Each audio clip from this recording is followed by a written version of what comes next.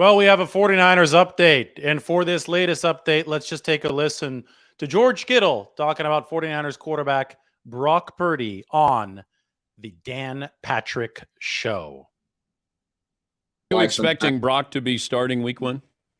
Oh, yeah, I am. I mean, if you win 8 games in a row, it's hard to bench that guy. No, I mean health-wise. Oh, yeah. I do. I mean, he's been throwing. I think he looks good. I've seen him throw once or twice.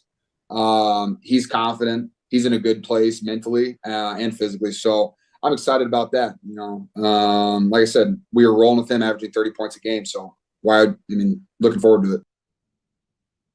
Guys, it couldn't be more obvious how the 49ers feel about this situation, how they should feel about this situation. Brock Purdy's done a hell of a lot more than Trey Lance.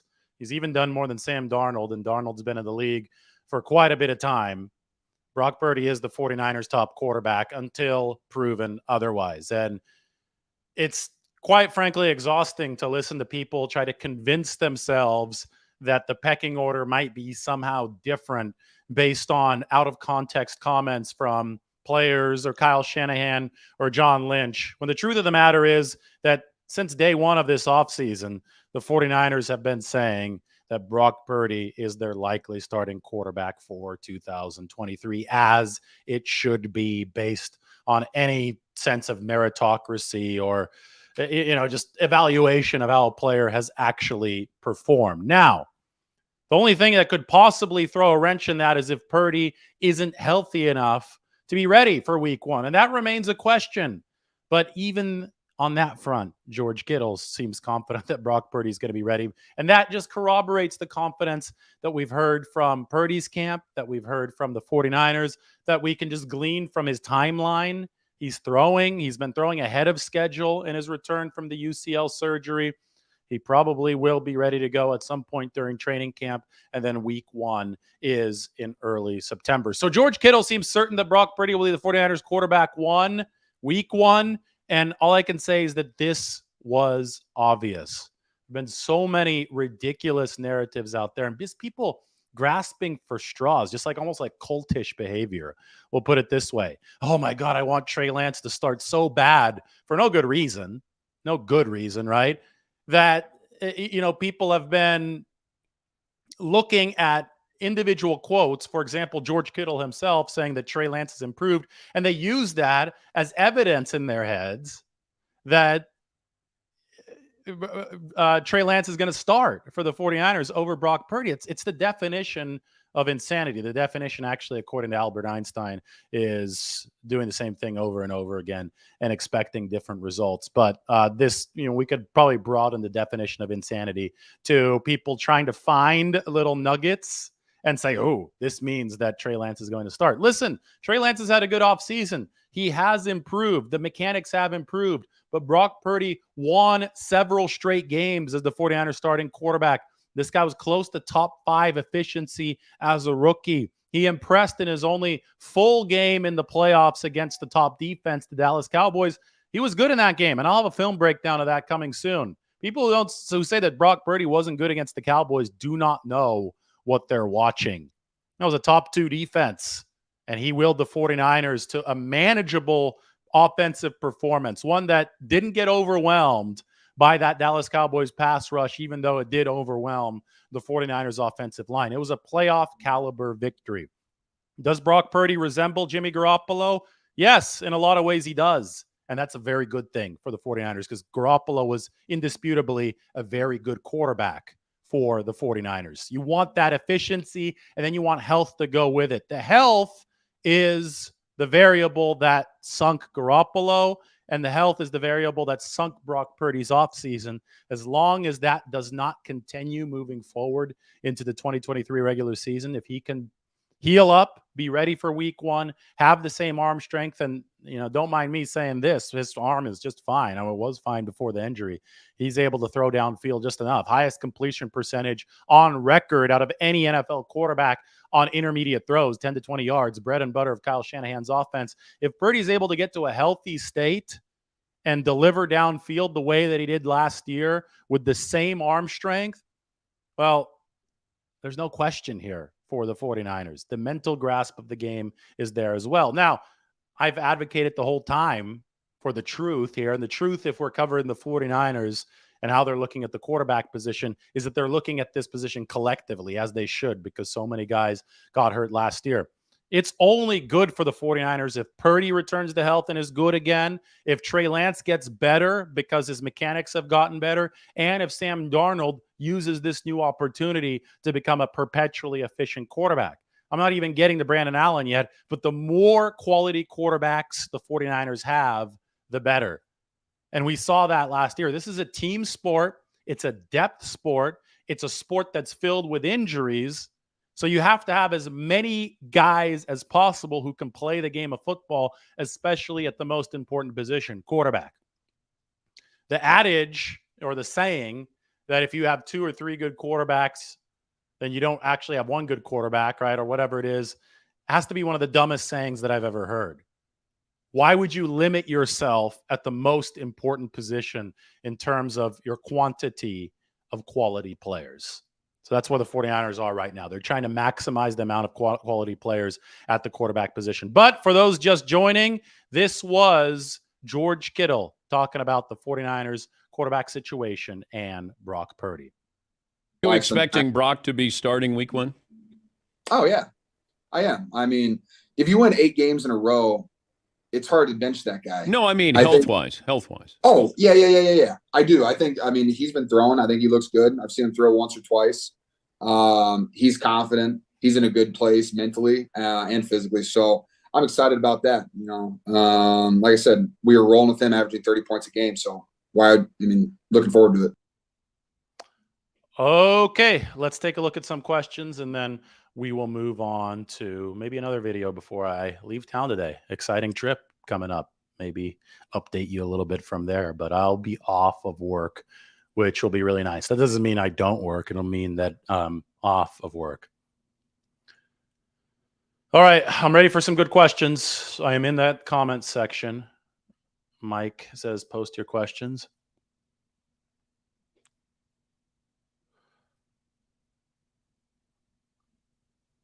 I know this is a sarcastic comment. Intended air yards. Guess who has a higher intended air yards mark, or who had a higher intended air yards mark last year than Patrick Mahomes? Brock Purdy. That's another video I have to make.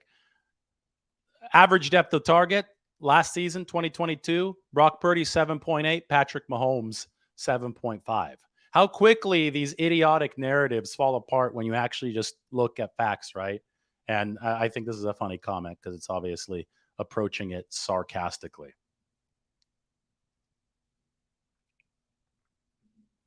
I think there's always a competition. I think, I think people misunderstand the term competition. They think that when it's used, the coaches don't have a favorite, and that, every day is going to add up to determine some kind of victor, and you crown him there at the end. It's not really how it works. I mean, you have established guys, and then you have even those guys compete every day, mainly with themselves. But in the case of the 49ers, because they're trying to build depth at the position, they'll also be competing with each other, right? So you're still going to have a solid competition in camp, even if Purdy is your inside track guy, because you still want to establish a good pecking order, right? You still want to make sure that you have the right guy number 2, right guy number 3, so on and so forth, because you've needed these quarterbacks beyond QB1 in the past. So it's still going to be a really fun training camp. It's just that we haven't learned anything new over the course of this offseason. It's people trying to manufacture information when there is no information there. The info has been that Brock Purdy had the inside track. And guess what? This was obvious. It's like a no shit kind of situation. The guy won all those straight games last year. He was top 5 efficiency. He had great mobility. He delivered from the pocket. Just wait till we look at some of the tape from the Cowboys game. That's going to be coming soon. Made impressive throws. Arm strength is not a question with Brock Purdy. He's got plenty of it to be a good NFL quarterback. He's not dinking and dunking. That narrative couldn't be more factually untrue. Again, if you look at the facts, this guy was the most accurate intermediate thrower on PFF's record, an 82 or 83% completion rate. I don't think that's even sustainable because it was so good from Brock Purdy. I think number 2 over the past 20 plus years was down in the lower 70s. So I think that will probably dip a bit, but even if it dips a bit, it was still sensational in that first year. And I've identified the things he can do better. He can develop from the pocket. He has to overcome some of the challenges. He's not the tallest quarterback, but the 49ers think that's going to happen because he did all of this as a rookie, 7th round pick as a rookie, thrust into NFL action.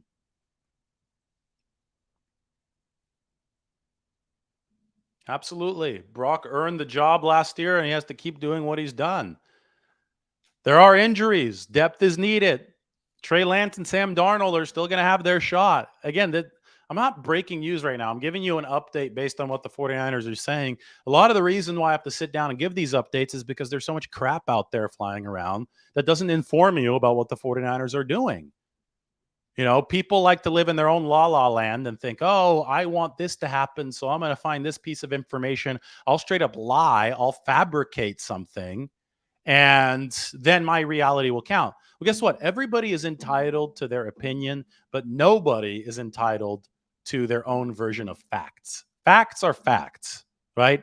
Facts are rigid. They exist whether you like them or not. You can't just shift the fact.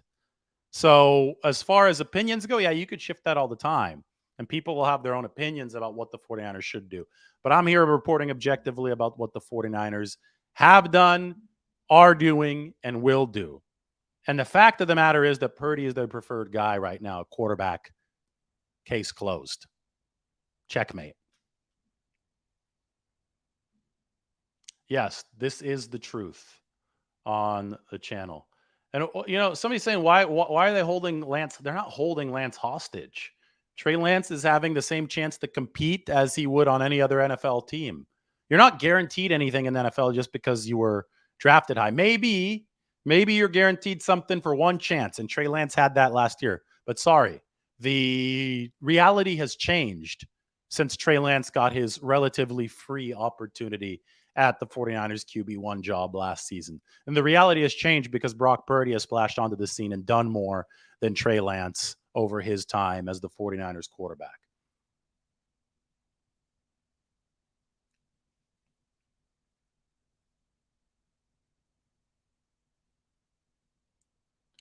All right, I'll take a couple more questions. If we have no more, then I'll get going here.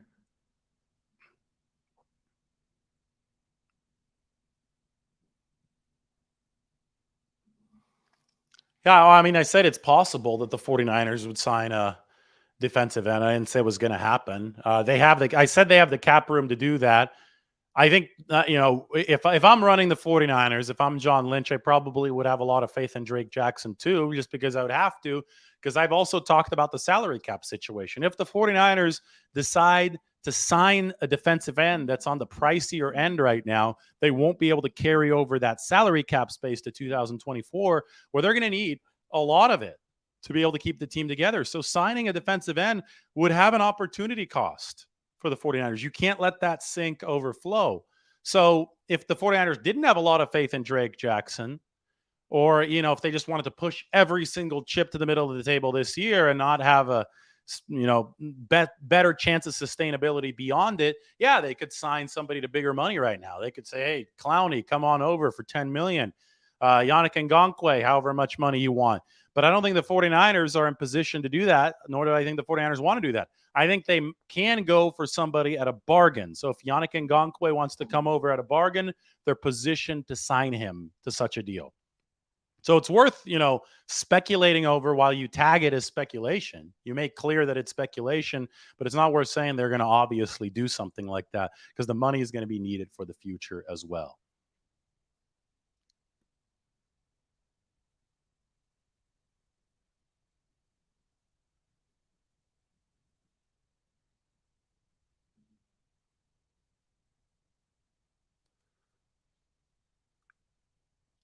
More questions needed. If not, I'm going to call it a show. Start working on something else for you guys. What would Ayuk be looking at if the 49ers were to sign him long term? Right now or next off season? Because I don't think it's going to happen until next off season. I mean, that receiver market's topping out at $30 million per year at Tyreek Hill. Deebo Samuel was at about 23, 24 million. So, given market inflation, if Ayuk puts together another 1,000+ yard season, it's going to be somewhere in the mid 20s come next season, mid 20 millions.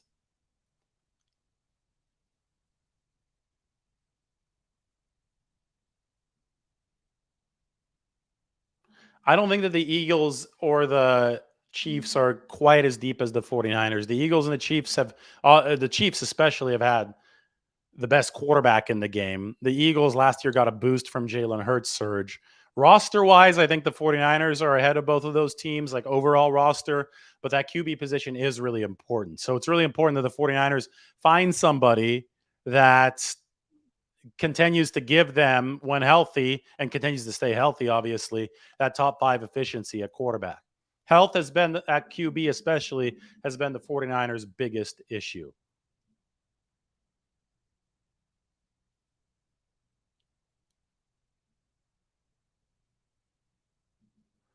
I think offensive protection and edge rush are both extremely important. I wouldn't put one above the other. As far as the need to acquire more from this point forward, I think that they're stocked in the pass rushing department. They could still get a little bit better if you add a veteran, right, to give yourself insurance in case Drake Jackson gets hurt or doesn't pan out. But they already have Bosa. They already have Hargrave. I know Hargrave's not on the edge, but he affects the edge. As far as offensive line goes, I still have a few questions about that. Colton McKivitz is going to have to answer them. I always have questions about O-line depth. So as far as the most pressing need, if you had to pick one or the other, yeah, you would try to fortify the pass protection. The problem is it's not as easy as just picking a guy off the street and saying improve and tell him improve our pass protection. There are no more viable names like that even available in free agency. Those guys have been signed. So you do the best with the resources that are available to you. You got to develop your own guys. Your own draft picks have to work out. And I do think the 49ers have maximized their chances of success. We'll see what happens moving forward.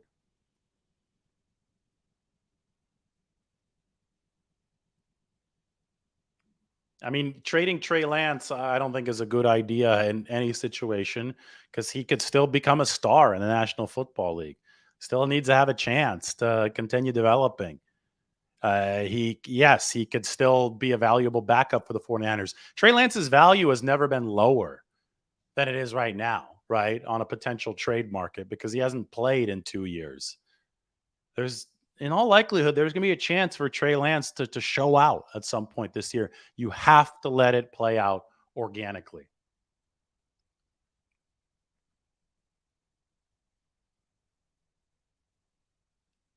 If Brock Purdy is ready week 1 and plays as good or even better than last season, the 49ers will not only make the Super Bowl, they'll win it. Yeah, I mean, I'll bet on that right now. We could wager on that, right? It's one of those situations where if Brock Purdy plays top 5 efficiency and the 49ers on paper should have a better defense than last year, they have the same offensive weapons. I think they would have won the Super Bowl last year if Purdy had stayed healthy. That defense should only be better in 2023. So, yes, I do think they would make it to the Super Bowl. I think they would win it in that case.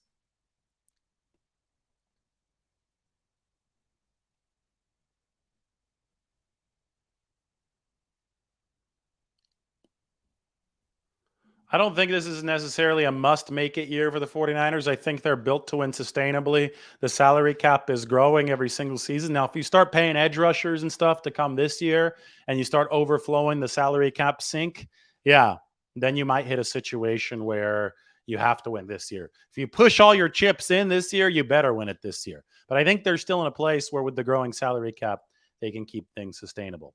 All right, that's been the 49ers update. It was an obvious one, but George Kittle seems certain Brock Purdy will be the 49ers quarterback 1. We've been certain ourselves about that for quite some time. Maybe the biggest part of the update was that George Kittle thinks that and said that Brock Purdy is on track health-wise for the 49ers. Why don't we have one more listen to George Kittle speaking about this situation? It's the follow-up question from Dan Patrick that is probably the newest information, the most revelatory stuff. Expecting Brock to be starting week 1? Oh, yeah. I am. I mean, if you win 8 games in a row, it's hard to bench that guy. No, I mean I think- health-wise. Oh, yeah. I do. I think, I mean, he's been throwing. I think he looks good. I've seen him throw once or twice. He's confident. He's in a good place mentally and physically. So I'm excited about that. You know, like I said, we were rolling with him, averaging 30 points a game. So looking forward to it. George Kittle looking forward to Brock Purdy as a starter. And no, that doesn't mean he doesn't like Trey Lance. He's inviting Trey Lance to tight end U. I mean, people don't look at this the same way that extremist fans do. These players look at this in terms of this is a team, and the 49ers are trying to be as strong as they can at the quarterback position. Right now, a Brock Purdy would be the 49ers' best option. Well, of course, the offense looks different with Lance behind center. Looks worse with Lance behind center than with Brock Purdy. Maybe you have a little bit more speed. You definitely don't have more burst, though. More short area speed from Brock Purdy. More accuracy from Brock Purdy. Seemed to me like a better understanding of the offense from Brock Purdy. I mean, the 49ers, it was night and day last year. Even if you compare Lance's 2021 starts.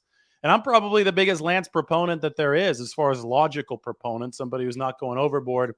I recommended that the 49ers draft him. I like his ceiling. I think he's really smart. But I do think those mechanics needed fixing. And I do think that once the mechanics, if he can fix them, if he can prevent a reversion to bad habits, I think that when game time starts, I think that Trey Lance can become way more settled into the rhythm and the options that Kyle Shanahan's offense presents. And he could have that same mastery that Brock Purdy at his peak showed last year. But the difference is that Lance has not shown it and Purdy has so far. So, yeah, the offense looks different with Purdy. It looks better with Purdy than with Trey Lance. That's what he was implying. That's good. All right. Thank you, everybody. It's been a fun one. We will talk to you next time, and that might be really soon. So hit that alarm button, like the video, and subscribe. Bye now.